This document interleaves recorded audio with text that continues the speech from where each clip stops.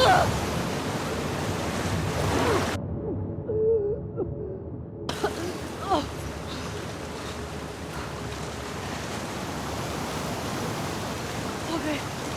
Okay.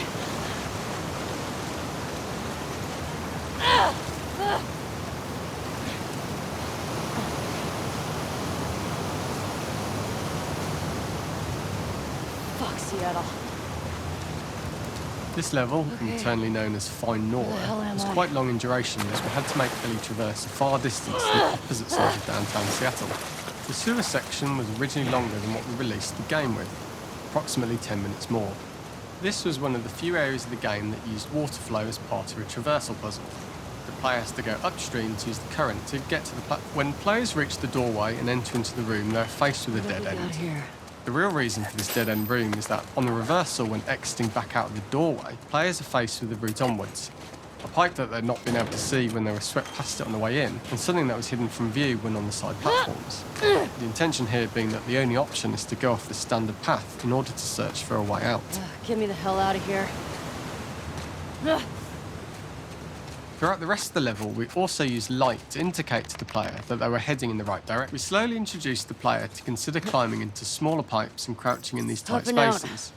This is to slowly build up to. We added a tiny space just to reward the player's exploration with a pickup item, and we made sure it was something that made sense that you'd find in this area. We loved the idea of making Ellie prone through a tiny, dirty pipe in order to get out, as it was a great opportunity to use our prone mechanic. A unique camera setup was created to support crawling in these pipes, as the standard prone camera is much higher above the player. We also created custom collision in order for Ellie to manoeuvre in these tight spaces easily.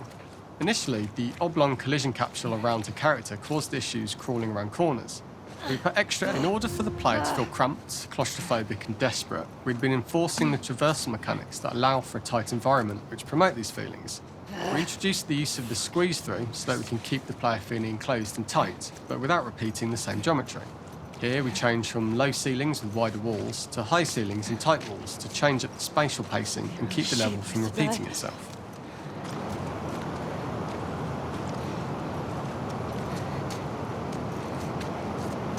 Originally, we had the waterline much higher here, so players had to swim through this tight tunnel. As we surface from the water and over the crest of the slope, we reveal what is further in this tunnel. A clicker that has sprouted and fungus has grown on the sides of the pipe. It was great to see people who user-tested this area becoming increasingly worried as we forced the player to squeeze past the fungus and inches away from the clicker's face, all the time not being sure whether the clicker might be alive or attack them. Although we aren't as cruel as to force a clicker attack in such close proximity, we do have a payoff for this moment. This clicker momentarily turned into Joel to show Ellie's PTSD from what happened to Joel at the start of the game. Ultimately, we decided to save this moment for the farm level, as it was more impactful there because it could become the centrepiece of that experience. Whereas in the sewers, we weren't able to make it as much of a narrative point and give it the breathing room and reaction time that it deserves, given the tight space. Oh, shit!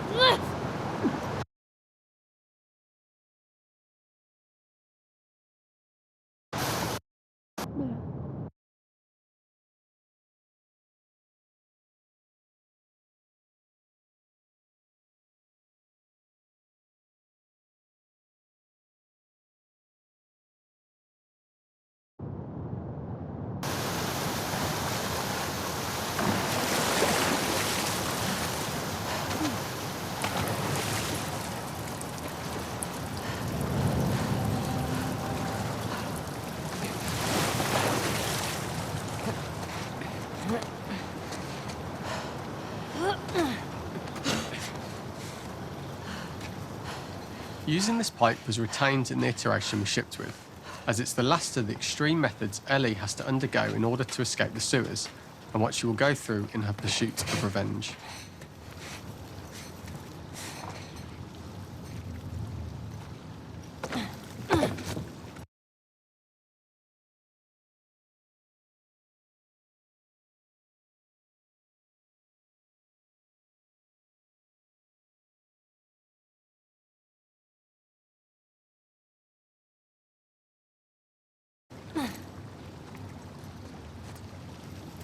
The last ladder climb is quite lengthy, And although we could have trimmed it down to a shorter climb, we liked how this last segment of the journey built anticipation for whether there was success at the top or not after all you've been through. Ultimately, the ladder exits out into the subway station, which is how it connects in the final game. Ellie then has to find her way to the hospital from here, crossing paths with the scars for the first time.